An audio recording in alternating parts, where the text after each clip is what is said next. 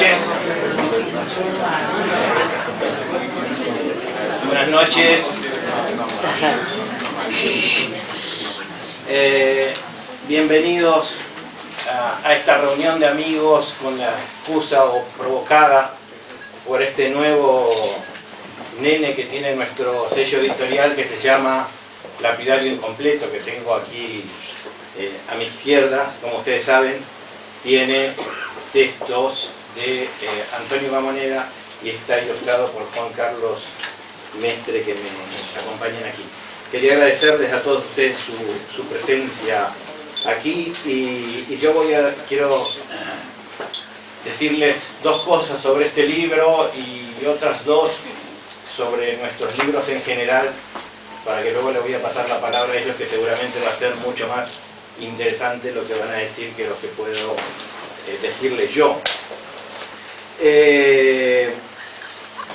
Quería un poco explicar, nuestro proyecto es un proyecto eminentemente cultural y no comercial, con lo cual nosotros vamos formando un catálogo en función de la gente que admiramos, que nos parece importante que estén dentro de él, y hoy realmente es un gran honor para nosotros que alguien de la importancia de Antonio Gamoneda se sume a él y a otros nombres también muy importantes de la literatura en lengua castellana. Nosotros, si se me permite un símil futbolístico, vamos formando nuestro catálogo como si formáramos una especie de selección nacional.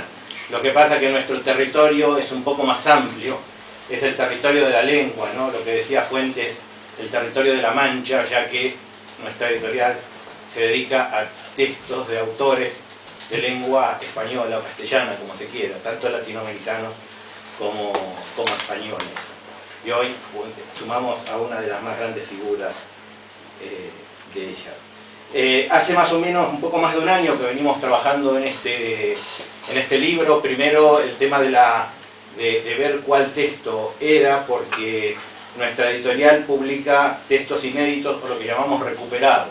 Esto quiere decir que no textos que circulen por libros normales en todas las librerías, sino buscamos que sea un poco original, más allá en el formato, también en el contenido. En un momento se barajó la posibilidad de unos textos que él estaba escribiendo, y luego me propuso este texto, Lapidario Incompleto, que ya luego va a explicar, tal vez él explique más detalles. Yo solo quiero decir que me empezó un texto escrito en los primeros años 80,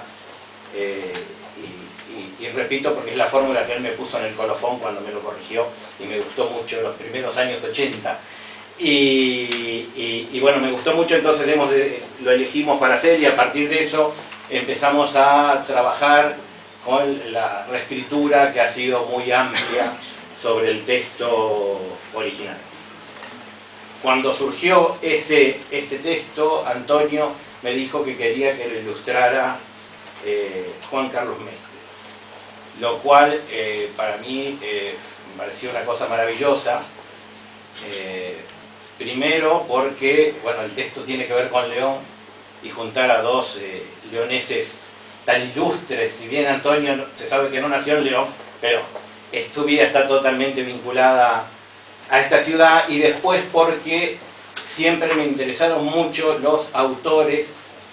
De hecho, escribí hace un poquito un texto para un libro con dibujos de Virgilio Girondo. Me interesó mucho los autores que también dibujaban o pintaban, o los pintores que escribían, depende de cómo se quiera ver, ¿no? Entonces la posibilidad de tener un poeta y un pintor tan excelente ilustrando este libro, para mí fue realmente, superó lo que yo podía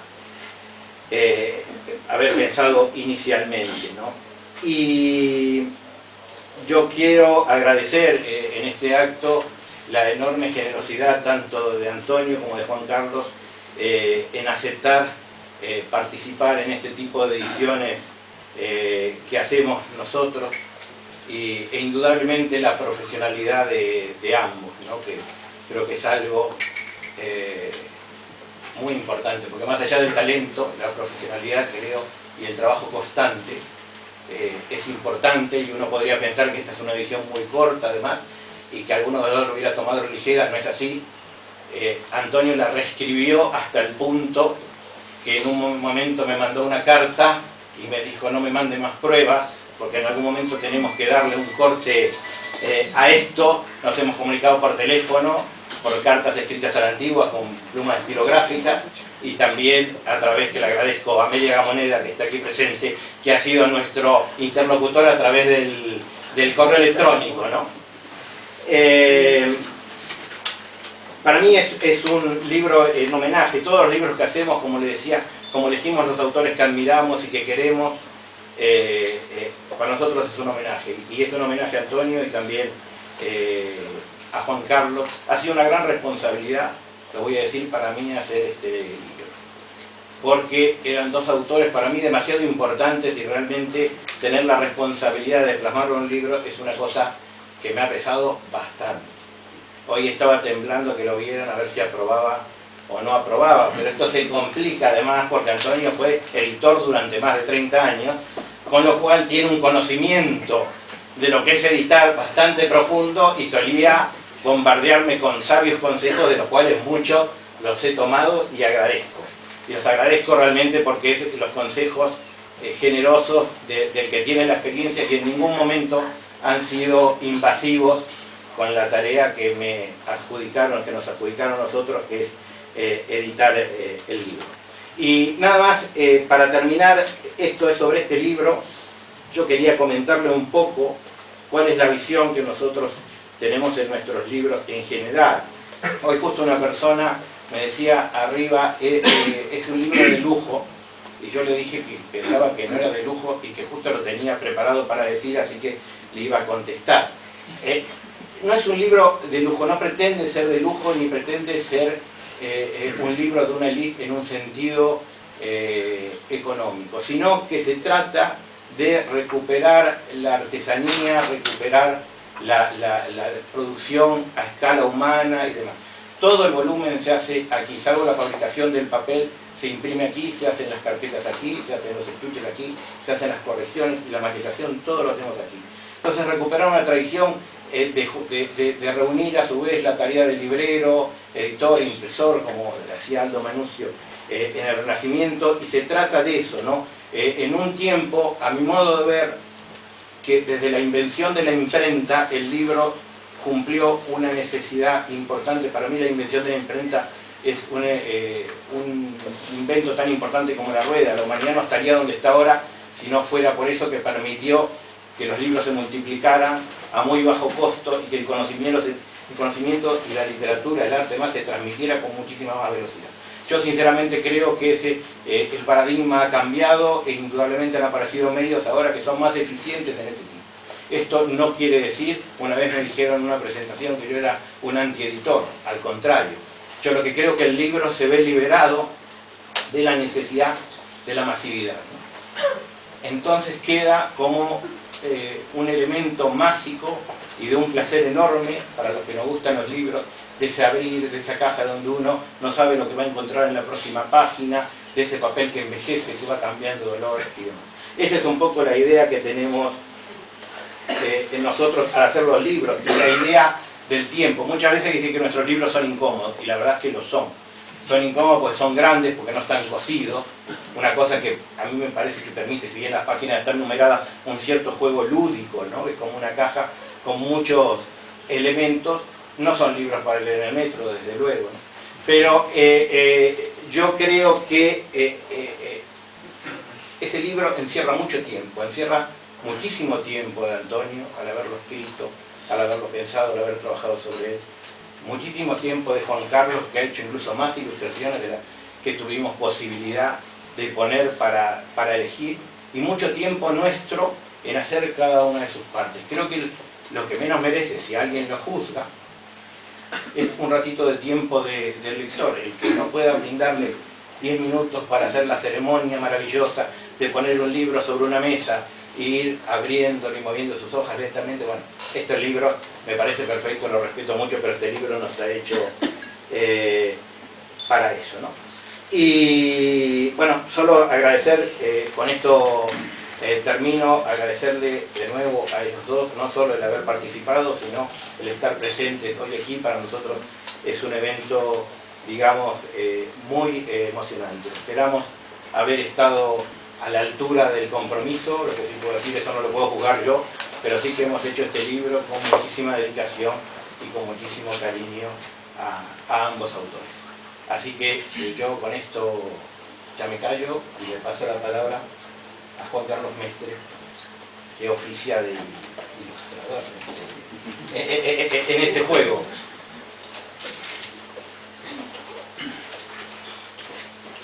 Buenas tardes, queridas amigas y amigos. Gracias, Claudio, por tus palabras cordiales, generosas, y por la hospitalidad de esta casa siempre abierta a los poetas y al desafío de la poesía. Queridas amigas y amigos, yo no tengo apenas nada que decir y no debiera decir casi nada. La primera tarea que tiene un poeta en la sociedad contemporánea tal vez sea resistirse al autoenorgullecimiento, y para mí es muy difícil hacerlo esta tarde en relación al libro que hoy se presenta. ¿Por qué? Pues, queridos amigos, tenía pensado tal vez hablar de otra cosa, pero en este momento se me impone la palabra, la voz lejana de otros ecos que resuenan en la memoria de mi corazón.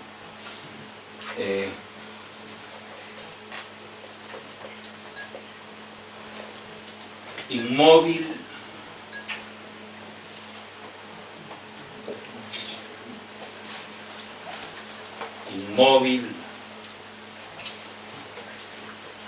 claramente inhumano, en la pura catedral vive un ángel. Un ángel no tiene ojos, un ángel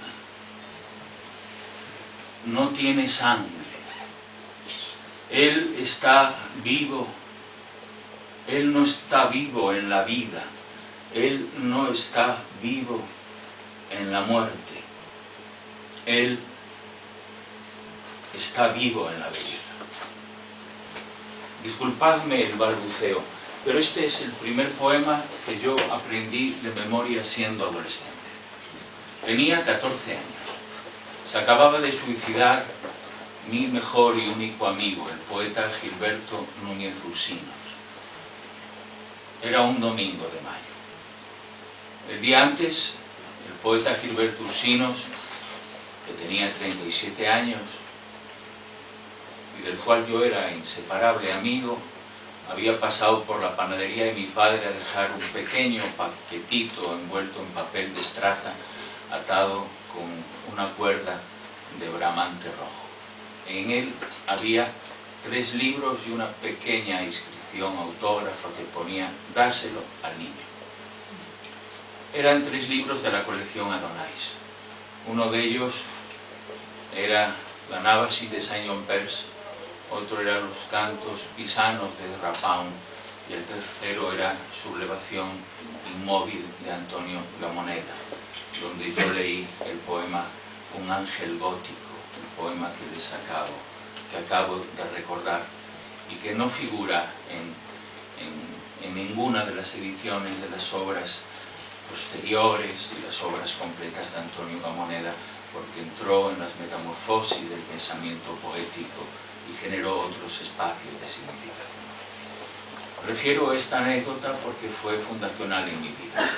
Acaso aquella mañana de mayo, el encargo que me dejó el poeta, que había decidido abandonar voluntariamente la existencia, fue el encargo de una conducta. La conducta que rápidamente encontró aquel no joven poeta. Yo no había casi comenzado a escribir, pero leí en aquel libro un verso que me acompañó como acompaña una madre a su hijo que sueña con cuchillos, protegiéndolo frente a la adversidad en los momentos abismales de su vida. Era el verso de Antonio Gamoneda que decía: la belleza no es un lugar donde van a parar los cobardes.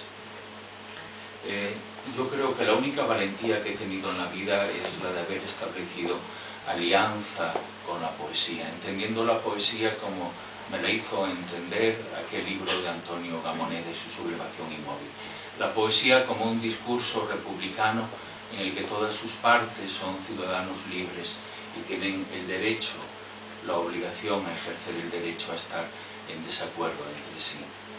¿Acaso la más alta tarea que pueda tener un poeta en épocas de penuria ser la conciencia crítica de su época? Enfrentarse desde la vigilancia del lenguaje, como ha hecho a través de todas estas décadas Antonio Gamoneda, y a veces de manera tan única y solitaria, al cuidado de la principal tarea que tiene alguien que se relaciona con el lenguaje: mantener inmaculada y pura la sonrisa de los muertos que tuvieron que callar cargados de razón. ¿Acaso Antonio Gamoneda sea el más alto referente ético de nuestra lengua y por tanto el más alto referente ético de la conducta? Yo no sé si un poeta debe ser, como pensaba Lautréamont, el miembro más útil de su tribu, pero estoy absolutamente convencido de que para mi generación y la generación que la antecede y la que la subsigue, Antonio Gamoneda ha sido el más alto referente moral y por tanto el más alto referente estético de la conducta. ¿De qué conducta? La conducta que tienen las palabras de la poesía, la conducta de un poeta que viene a recordar en épocas de penuria, en épocas de miseria, cuál es el proyecto significativo que tienen las palabras, qué es lo que significa la palabra, lo que debió de significar ante el pelotón de fusilamiento la palabra justicia, la palabra piedad o la palabra misericordia, y que no significaron en épocas en las que lo abominable y lo ominoso dominaron la circunstancia civil.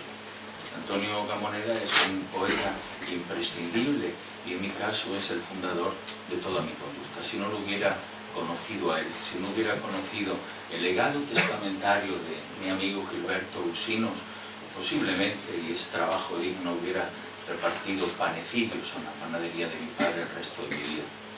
Bueno, tal vez hubiera sido excesivo el madrugar toda la vida, pero la tarea de hacer pan, la tarea de cumplir con la obligación moral en el sindicato de las artes blancas, como llamaban en la Segunda República el sindicato de panaderos, pasteleros y molineros, sea el más próximo de los oficios a un poeta. ¿Yo qué he hecho? Pues no lo sé, queridos amigos. Yo en ningún caso he ilustrado los poemas de mi maestro y de mi padre en la literatura y en la vida, Antonio Gamoneda. No podría hacerlo. Creo que la poesía y el arte no son proyectos relacionados con la productividad del conocimiento, ni tan siquiera con el saber, sino precisamente aquello que resisten de alguna manera a un grado de saber y que se resisten a ser consumidos, a entrar en la cifra de los lectores o en la cifra y el número de los clientes. La poesía, lo ha dicho muchas veces él, es un proyecto espiritual, es una manera de estar en el mundo. Claro, yo mismo me he preguntado, entonces, Mestre, ¿tú qué has hecho? ¿Has fotografiado el espíritu? Pues no, ciertamente no, pero yo no conozco ninguna obra de arte, queridos amigas y amigos, que no sea a su vez portadora de un proyecto espiritual y que no esté imantado por alguna de las dimensiones de la conciencia del espíritu. La poesía como la conciencia de algo de lo que no podemos tener conciencia de ninguna otra manera. En el libro de Gamoneda, en este lapidario incompleto, hay un cordero negro. Un cordero con el que juega el niño Antonio Gamoneda y que un día lo conducen al matadero y entonces el poeta descubre en su proximidad la administración, lo que él llama la administración de la muerte. Queridas amigas y amigos, lo que yo he hecho es el resultado de un sueño. Yo me dormí una noche y tengo ese cordero negro en la memoria de los sueños. Posiblemente si me preguntaran cuál es la tarea más significativa a la que puede enfrentarse un poeta en la sociedad contemporánea, yo diría que es exactamente la de ampliar los horizontes significativos de la lengua, la capacidad con la cual la poesía, las palabras pueden dar cuenta del mundo, ampliar el horizonte de libertad del pensamiento y por tanto la fundación de nuevos actos de conciencia crítica que contribuyan a la única tarea a la que está destinado para mí y creo que para Antonio todo trabajo artístico, el elogio de la dignidad humana. La contribución a que ese horizonte ampliado, esa intensidad imantada por lo significativo del lenguaje, del hecho imaginario del idioma, la misma imaginación que permitió escribir el Apocalipsis, imaginar un unicornio o escribir Sublevación inmóvil. El resultado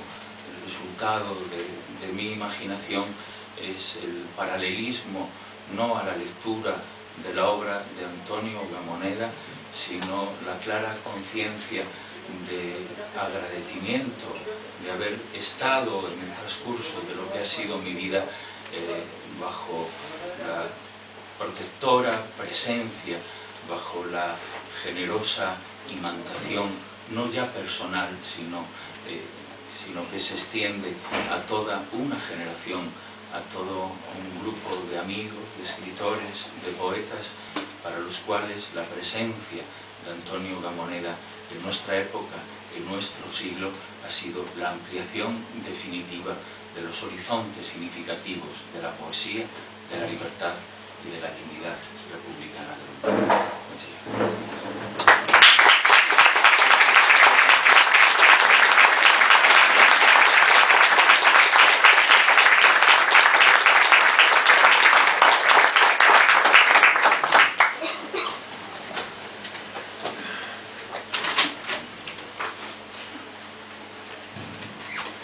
Amigos, amigas, buenas tardes. Parece totalmente necesario y evidente que tengo que hablar yo. No queda más en la cercanía de la que se supone mesa de emisión de datos, de educación de voluntades en torno a estas publicaciones.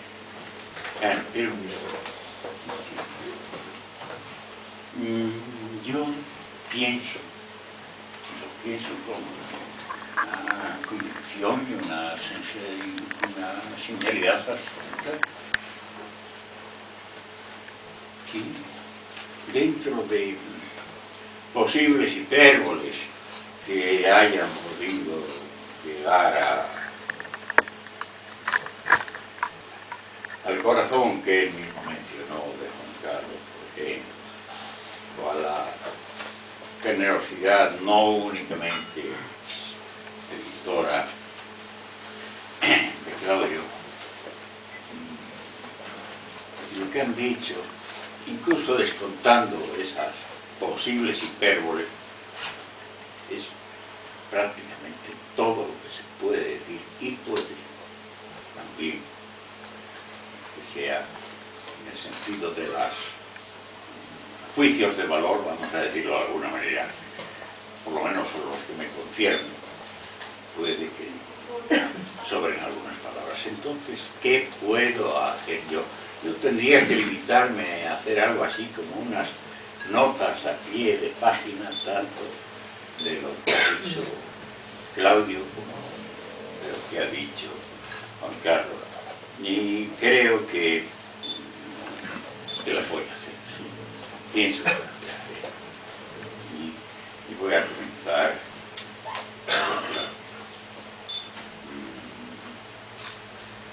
a mí realmente me produce una atracción muy especial el hecho y la voluntad editorial que supone la creación de anti-bestseller. Para que dejemos de entender, los que lo entendamos, el libro como un producto de mercado y nos acerquemos a él con esa voluntad sensual, además de que haya también una voluntad de comprensión, ciertamente, pero también que venga a nosotros por la vía de la sensibilidad, lo que él decía, incluso el olor de los libros, el tacto, la condición de este que quieren, yo pienso que no va a suceder, pero parece como si quisieran arrinconarlo como una muestra cultural de un pasado que ya no está en función. No es así, o no va a ser así, desde luego, y creo que todos, incluso vosotros, vamos a hacer lo posible porque no sea. Y en esta parte, claro que me tiene que permitir no es una rectificación propiamente, pero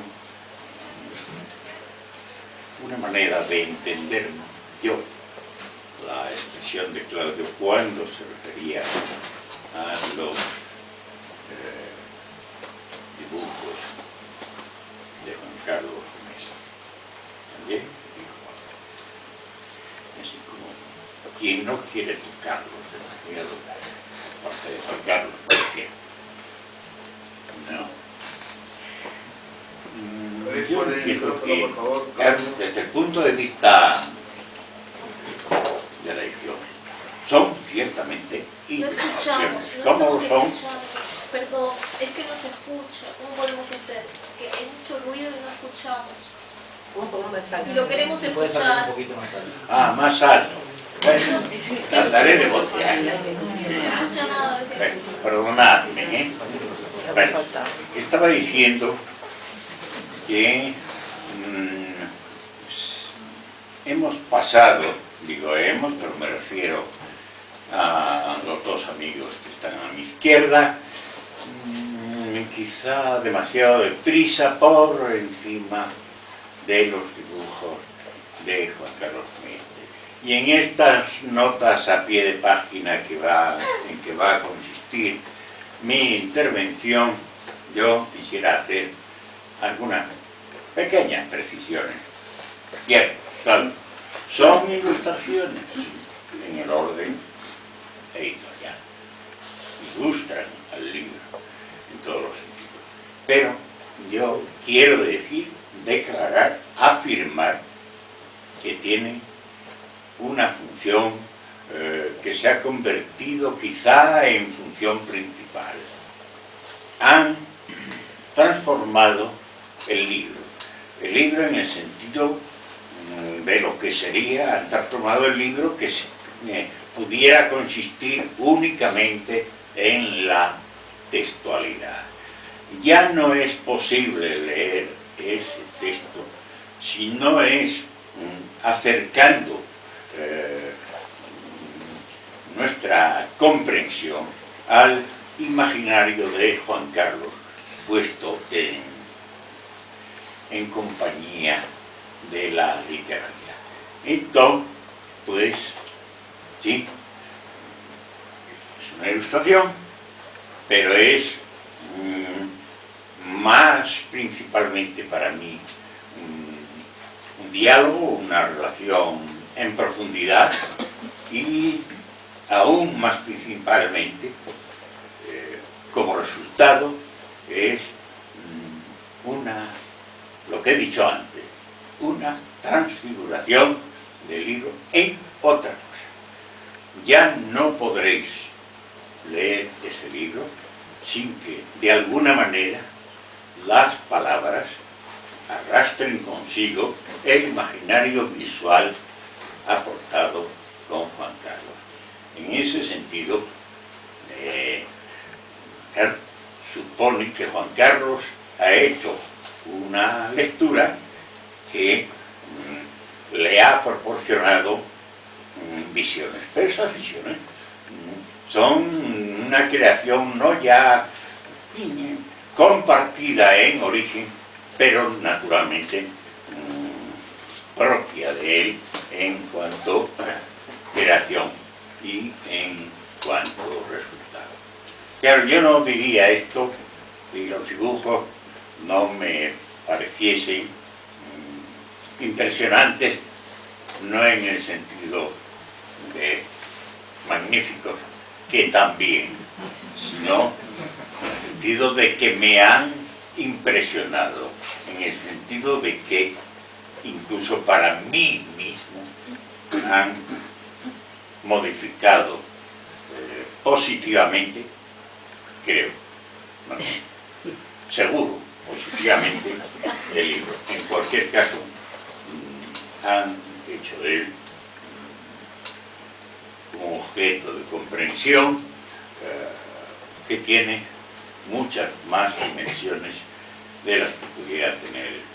Bueno, algo hoy tengo que decir también, y algo tengo que decir, ya he dado a entender, creo que suficientemente, mi estimación de la voluntad editora de Claudio y de Raúl, cuando he dicho que valoro mucho esa voluntad de creación de anti-bestseller, y claro, con toda la carga que pudiéramos decir amorosa en el sentido casi físico posible que puede tener el objeto llamado libro, añadiéndole después esa otra proyección y esa otra significación que se pierde, y aquí es lo que quiero subrayar, aunque sea repetición, se pierde en gran parte porque desnaturaliza el libro en el bestseller, en el bestseller de verdad, en el producto de mercado. Bien. Por otra parte, y ahora voy, no ya con los dibujos de Juan Carlos, sino con Juan Carlos. Yo no puedo cargarme con la responsabilidad, Juan Carlos, de haber sido elemento ni siquiera mínimamente desencadenante de un poeta que lo es por sus propias hebras, por su naturaleza, no por añadiduras que proporcionara nuestro querido y desdichado Gilberto Ursinos, ni siquiera mi escritura. Si no fueras un poeta grande por naturaleza, no estabas aquí, y además no sabías dibujar tampoco. Pero ciertamente ocurre lo contrario. Las notas a pie de página suelen servir para despejar algunas ambigüedades. Y, por ejemplo, mira tú que Claudio tenía razón cuando decía, están aquí dos leoneses, con cierta reserva, porque no se trata de que yo haya nacido en Oviedo, porque de eso hace tanto tiempo ya, que no tiene, sí tiene importancia, pero quizás no tiene cotización en cuanto a imagen. Pero es que Juan Carlos nació en Villafranca del Bierzo, capital de provincia, de la provincia del Bierzo, al menos en el siglo XIX. Tu condición de leonés también es un poco cuestionable. Nota a pie de página y todo nuestro cariño, naturalmente, para los leoneses, amigos y hasta enemigos. Yo realmente sobre la función de la poesía, no de mi poesía, de la poesía en general, no quiero añadir nada a lo que ha dicho Juan Carlos, precisamente porque, aunque él no quiera enterarse, él no solamente es un poeta definitivo, sino que tiene un pensamiento en relación con la función poética, que es ya ciertamente el extremo de lo que se puede pensar, y yo no quiero tocar ese aspecto. Él ha puesto a la poesía en relación con la dignidad de los seres humanos, con la justicia y con la injusticia, con el sufrimiento y con el placer, y lo ha puesto articulando de la manera que debe ponerse. Por tanto, no lo recuerdo, simplemente que la he dicho.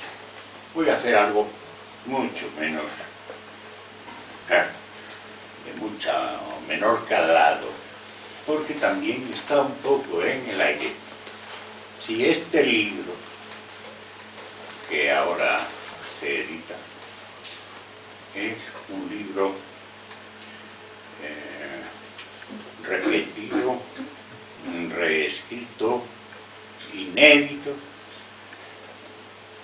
no se ha pronunciado con claridad Claudio, y yo tampoco, por la sencilla razón de que no sé. No sé.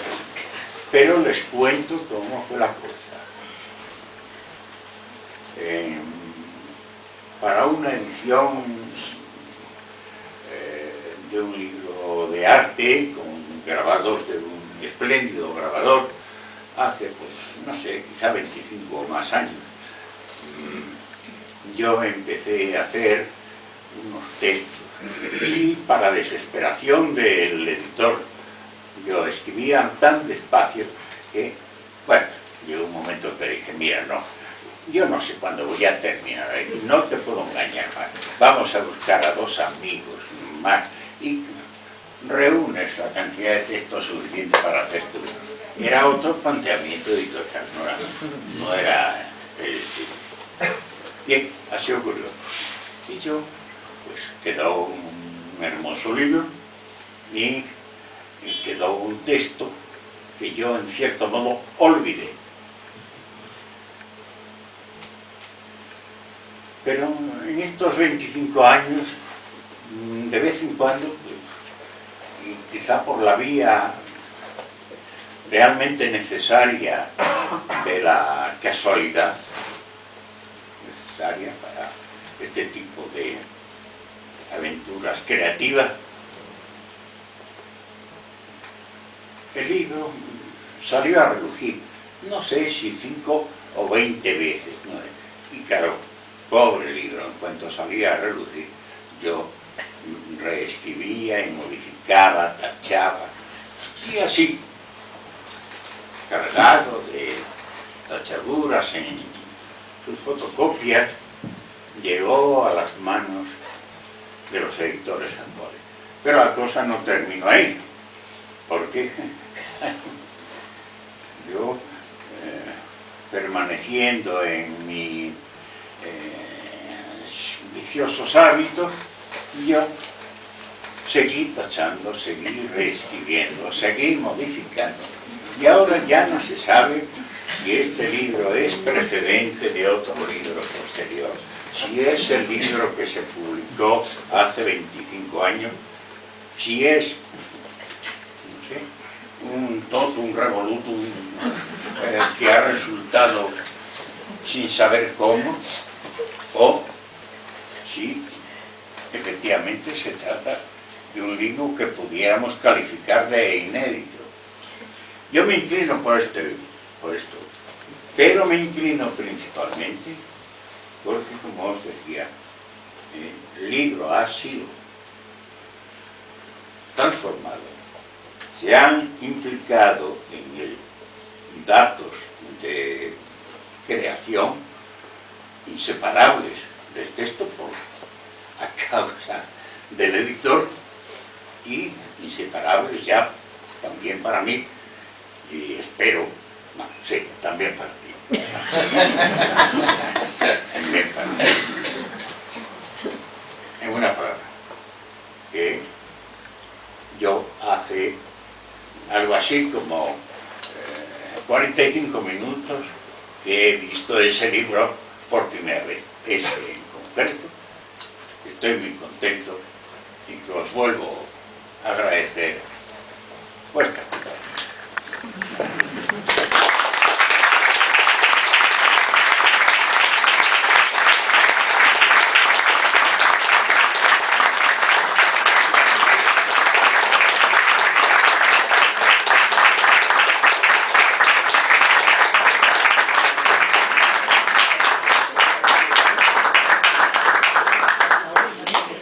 Antonio mostró su calidad de editor haciendo una edición de nuestras participaciones con unas notas esclarecedoras que indudablemente le faltaban. Yo no quiero terminar sin dar la posibilidad de que alguien quiera hacer alguna pregunta, porque si no me parece que es muy... sí. Ante esa mesa que son personas, genios, maestros, solamente se puede callar y dar las gracias, porque el maestro Antonio Gamoneda, el maestro, el poeta, el grande, sí, lo perseguimos en el año 2001, estaba usted por Madrid, me parece que fue en el 2001, y nos dio tales lecciones de sabiduría, tales lecciones de honradez, ¿recuerda usted? No lo puedo recordar, porque no, pero le seguíamos. Las lecciones las escribiría yo, pero la sabiduría la pusiste tú. En mi caos de Diógenes no encuentro hablar de esto, pero transmitía tanto, usted es tan sabio. Que no. Por favor, menudo problema. Yo llevo algo así como un mínimo de 50 años defendiendo algo que se las trae. Hablo del pensamiento impensado, es decir, que yo no soy prácticamente responsable de él. Y hablo del pensamiento impensado, parafraseando torpemente Caro, al que lo dijo de verdad, a Juan de Yepes o San Juan de la Cruz, no saber sabiendo. Y en esas estoy, por tanto yo sabiduría directamente nada, ninguna. No, pues cadena de transmisión de los grandes, sí, y el grande de ahí, de Juan Carlos Mestre, también, como persona, como poeta, como todo. Lo siento, no digo muchas gracias. Veo que las posiciones son irreconciliables. Por y vamos a dar la posibilidad, si alguien más quiere hacer alguna pregunta. Yo no me quisiera ir de aquí, sino ir, por ejemplo, en la voz de Juan Carlos, uno de estos poemitas a los que le has puesto vida. Él le ha puesto letra, tú le has puesto la letra y este le ha puesto la figura. Es como en el cine.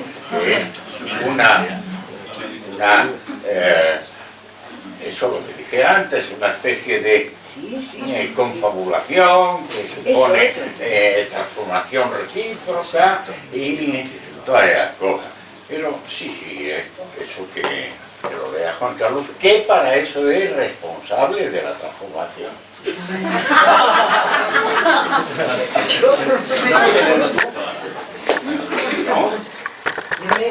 ¿No?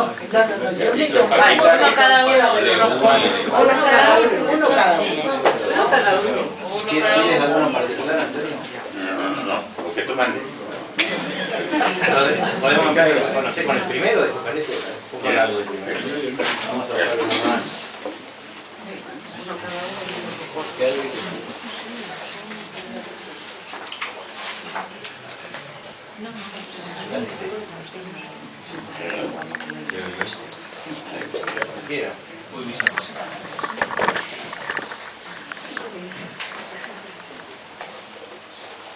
Es la hora de un crepúsculo en día no señalado. La visión de las techumbres enrojecidas es inseparable del color tardío de la ciudad soñada. Mi vida se resuelve en la vida de la ciudad. Una herencia deslumbrada se entreteje con mis recuerdos. Hay un poder comunal cuyos límites son bordes y fisuras de mis propios límites. Crece la ciudad sobre los pastos invernales. Hacia los terraplenes del Torío crece sobre las huellas del pastor. Los agrimensores alzan monedas cuyas leyendas fueron borradas por el óxido. Tégulas abandonadas por las legiones de Galba. Campanillas azules como las venas bajo una piel amada. Desde las carbonerías, la pobreza asciende a los edificios aptos para la proclamación del suicidio y los arroyos retroceden como las víboras ante el incendio. Es la pasión de las inmobiliarias. Como un monte, la melancolía crece en los pastos invernales.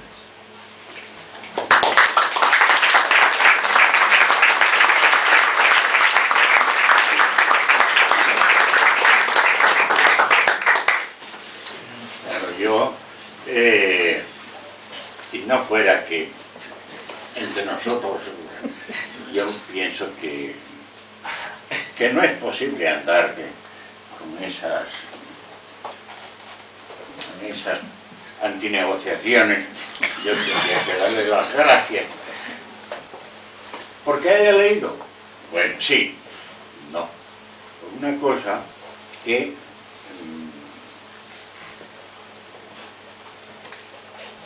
me ha liberado a mí de explicar o de intentar proyectar. Porque el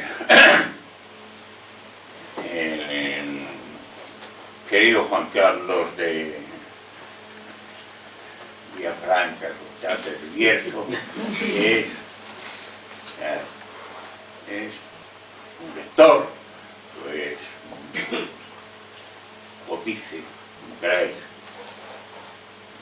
las palabras, colocándolas en su lugar no ya en cuanto todo el sentido, sino descubriendo en ellas, si lo hay, claro, algo que para mí es muy importante, que es su elemento generador. ¿Y cuál es su elemento generador? La conducta rítmica del escrito, aunque se trate de prosa, que es eso que llamo conducta rítmica del escrito, es incluso desencadenante de significado. Y como Juan Carlos ha puesto muy de relieve, mucho mejor de que lo puedo hacer yo, claro está, esa conducta rítmica ha puesto de paso también en primer término los que son las significaciones de un texto que no se sabe, pero parece estar levemente teñido de poesía. Ahora tengo que ir, que si quieres. Vamos a ver.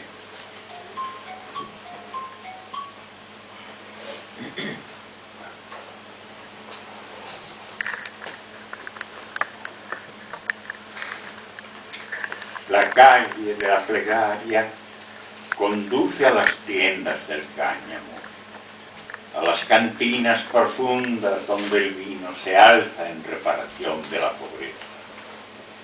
Más allá, fresco en la oscuridad, comienza el vuelo de los grandes cuchillos.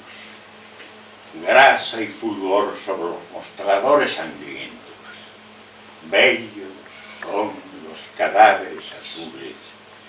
Escucho hierros y respiro el salitre de los peces endurecidos entre espejos. La sombra es verde delante de mis pasos, hacia el lugar donde la leche descansa, bajo sudarios transparentes. Utilidad de la muerte, opacidad de los animales sacrificados en patios distantes. Sábado, bajo los tímpanos industriales, vida manifiesta el sábado.